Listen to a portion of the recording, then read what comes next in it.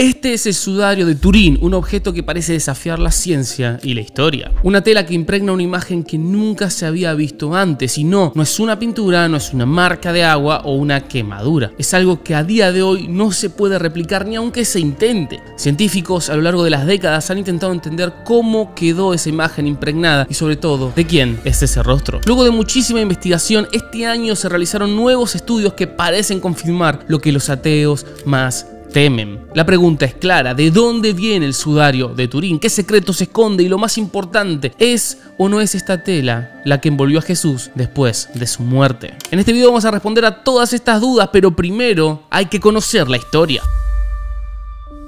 Porque la primera mención de un sudario que envolviera el cuerpo de Jesús aparece directamente en la Biblia, en los evangelios, más específicamente en el relato de la crucifixión y entierro. Después de la muerte de Jesús, un hombre llamado José de Arimatea, un discípulo secreto de Cristo que era miembro del consejo, le pidió el cuerpo a Pilato y tras obtener el permiso lo envolvió en una sábana limpia de lino y lo colocó en una tumba nueva. Así nos los detalla Mateo 27. Ahora, esta escena es fundamental, ya que marca el último momento en el que el cuerpo de Jesús fue visto en el sudario antes de la resurrección. Sin embargo, los relatos bíblicos dejan un misterio abierto en lo que corresponde al destino final de esta prenda. Lucas 24:12 nos dice que Pedro, al entrar en la tumba vacía, solo encontró los lienzos como un último testamento de la resurrección. Ahora, en la cultura judía de la época era costumbre envolver a los muertos en lienzos de lino para el entierro, justo el mismo tipo de tela que vemos en el sudario de Turín, que ha sobrevivido hasta nuestros días. Pero ¿de dónde surge particularmente esta pieza, el sudario de Turín? Bueno, la historia de él comienza oficialmente en el siglo XIV, en Lirey, Francia, en manos de un tal Geoffrey de Charny. Geoffrey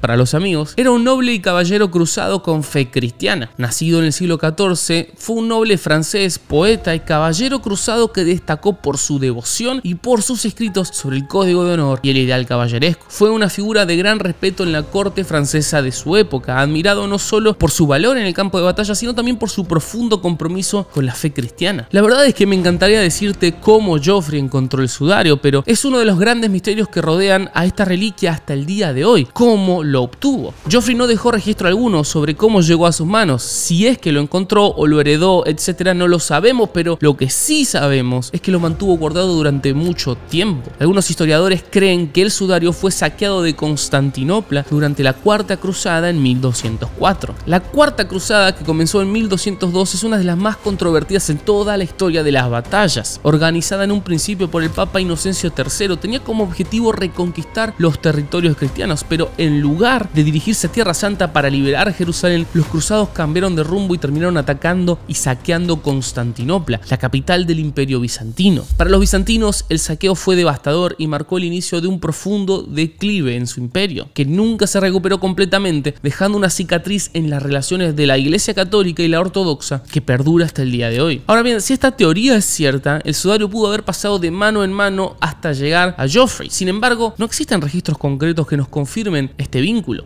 Lo que sí consta en actas es que la tela fue exhibida por primera vez en la iglesia de Lirey como un objeto sagrado. Y aunque estaba siendo exhibido en Francia, lo cierto es que el sudario no era reconocido oficialmente como la tela que envolvió el cuerpo de Jesús. Era visto más que nada como una reliquia importante, pero no tenía el respaldo de la iglesia. Fue solo después de la famosa fotografía de Segundo Pía en 1898 que el sudario comenzó a adquirir una dimensión que iba más allá de la religión. Sí, 1898, casi 700 años después de que fue encontrado. Cuando Pía reveló la primera imagen fotográfica del sudario, descubrió algo que nadie había notado antes. La imagen en la tela era un negativo fotográfico. En fotografía, un negativo es una imagen en la que los colores están invertidos. Las áreas claras del objeto se ven oscuras en el negativo y las áreas oscuras aparecen claras. Esto se debe a que el negativo es una representación de la luz que refleja el objeto fotografiado. Cuando Pía tomó la primera fotografía del sudario en 1898, reveló algo que nadie esperaba, porque al observar el negativo de la imagen apareció un rostro humano sorprendentemente claro y detallado, como si se hubiera fotografiado directamente. La imagen en la tela parecía invertida y el negativo, que normalmente debería ser la más confusa, produció una imagen bien clara.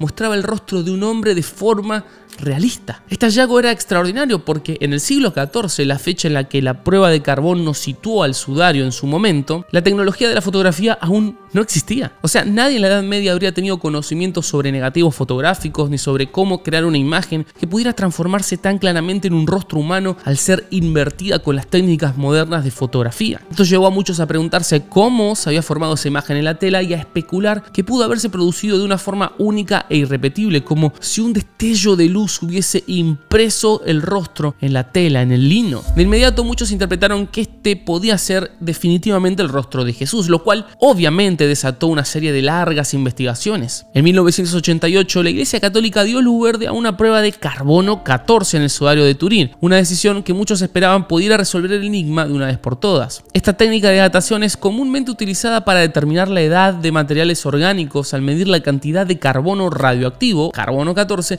que queda en la muestra. Dado que el carbono 14 se descompone a un ritmo constante después de que el organismo muere, los científicos pueden intentar calcular la antigüedad de lo que observan al nivel de la descomposición del carbono. Sin embargo, el sudario presentaba retos únicos en cuanto a la forma de manipular y seleccionar las muestras. Es por eso que para esta prueba histórica se eligieron 3 laboratorios: el de la Universidad de Oxford en Reino Unido, la Universidad de Arizona de Estados Unidos y el Instituto Suizo de Tecnología ubicado en Zúrich. Estos 3 centros recibieron pequeñas muestras del sudario para proceder con las pruebas de datación, y los resultados fueron impactantes porque las muestras arrojaron que esto estaba datado entre 1260 y 1390, indicando que el sudario habría sido fabricado en la Edad Media, aproximadamente en la misma época que apareció en manos de Geoffroy de Charny en Francia. Para muchos fieles, este resultado fue devastador, ya que parecía descartar la posibilidad de que el sudario fuera una reliquia de los tiempos de Cristo. Sin embargo, las críticas y el escepticismo hacia el estudio no se hicieron esperar. Las objeciones principales surgieron de un equipo interdisciplinario de científicos que se había dedicado a estudiar el sudario desde el año 1978. Uno de los miembros de este equipo, el renombrado químico Raymond Rogers, fue uno de los primeros en cuestionar qué tan válidos eran estos resultados. Rogers señaló que las muestras analizadas provenían de una esquina del sudario que había sido restaurada después de un incendio que ocurrió en Francia en 1532. Durante ese incendio el sudario fue parcialmente dañado por las llamas y las monjas que lo custodiaban realizaron reparaciones en varias áreas utilizando hilos de algodón para restaurar la tela. Rogers argumentó que el área específica de donde se extrajeron las muestras contenía tanto el lino original como hilos de algodón que fueron añadidos durante las reparaciones, lo cual podría haber alterado el resultado. Para respaldar su hipótesis, Rogers hizo estudios adicionales sobre la tela y se enfocó en un compuesto orgánico llamado vanilina. La vanilina es un subproducto de la descomposición de la lignina que está presente en el lino y se va degradando con el tiempo. Rogers descubrió que las áreas de la tela que no habían sido reparadas no contenían vanilina, lo cual era consistente con una antigüedad mucho mayor que la que mostraban las pruebas de carbono 14. No obstante, el área de la esquina, esta donde había sido tomada la muestra para esa prueba, sí contenía una cantidad significativa de vanilina, lo que sugería que era un pedazo más joven que el resto de la tela. Estos hallazgos llevaron a este equipo y a otros científicos a verdaderamente cuestionar la validez de esa prueba de carbono 14 y a argumentar que se necesitaban nuevas evidencias. Ahora, quiero ser claro, la datación por carbono 14, si bien ha sido históricamente confiable en muchos contextos, en el caso del sudario sí mostró que requieren un enfoque cuidadoso las reliquias antiguas. No es lo mismo trabajar con el interior de un árbol y tratar de datar la fecha por carbono 14 que agarrar algo que fue manipulado, restaurado o expuesto a contaminación durante siglos. Lo cierto es que a raíz de las críticas de Rogers y otros investigadores, cada vez había más demanda, más clamor por una nueva datación del sudario utilizando tecnologías más avanzadas. En muestreos recientes se han realizado algunos estudios con técnicas alternativas como análisis por rayos X y el estudio de la descomposición de la celulosa en la tela, y ambos estudios sugieren una antigüedad mucho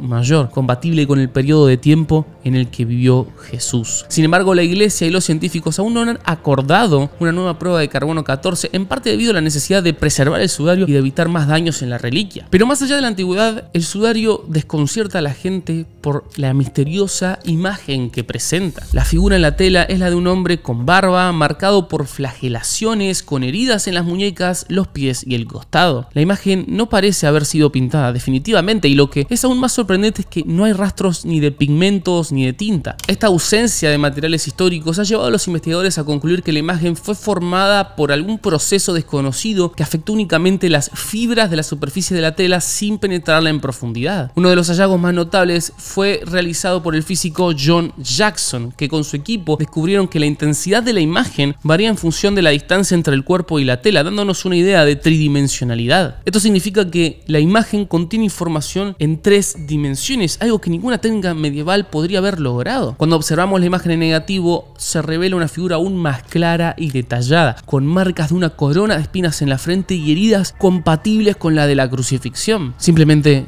wow.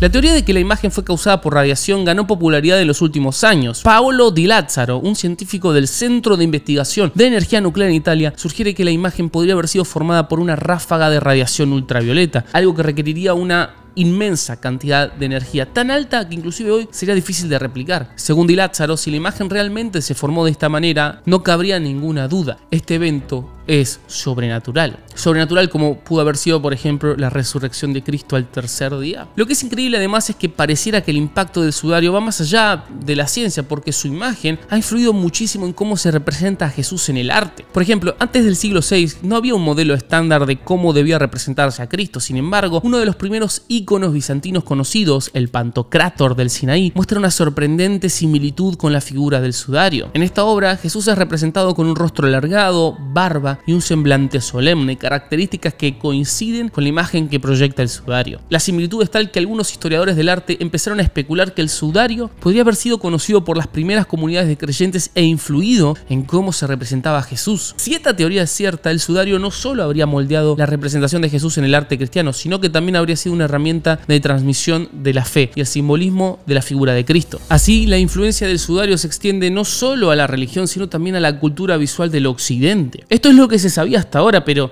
recientes estudios científicos parecen haberlo cambiado todo, porque han reabierto el debate de la antigüedad del sudario. Unos científicos italianos, utilizando una técnica de rayos X, descubrieron que la descomposición de las fibras de la tela es consistente con telas de más de 2000 años de antigüedad. Este descubrimiento sugiere que el sudario podría haber sido mal datado en 1988 por, como decía el equipo de estudiosos, la contaminación de las muestras. Este hallazgo de la descomposición del lino, que resultó prácticamente igual al de telas que se encontraron en tumbas de esa época, de la época de Cristo, resultó revelador y definitivamente cambió el juego, porque esto tira por tierra definitivamente las especulaciones, por ejemplo, en lo que refería al estudio de carbono 14 de 1988. La comunidad científica ahora mismo está pidiendo una nueva datación del sudario utilizando tecnologías y enfoques que eviten la limitación de esa época. Uno de los investigadores más insistentes en cuanto a esto es Giuliano Fanti, de la Universidad de Padua, quien lleva años estudiando el sudario y su misteriosa imagen. Fanti y su equipo postulan que lo que está impreso en el sudario no pudo haber sido creado mediante tecnologías naturales o procesos de la época medieval. De hecho, él afirma que la única explicación plausible para lo que se ve en la imagen es que fue creada por un evento único y extraordinario. Fanti y su equipo han teorizado que la formación de este rostro pudo haber sido el resultado de un tipo de descarga de energía intensa, tal como un pulso de partículas subatómicas o una explosión de radiación ultravioleta. Esta teoría de la radiación cada vez gana más popularidad entre científicos y creyentes, ya que según Fanti es compatible con las marcas superficiales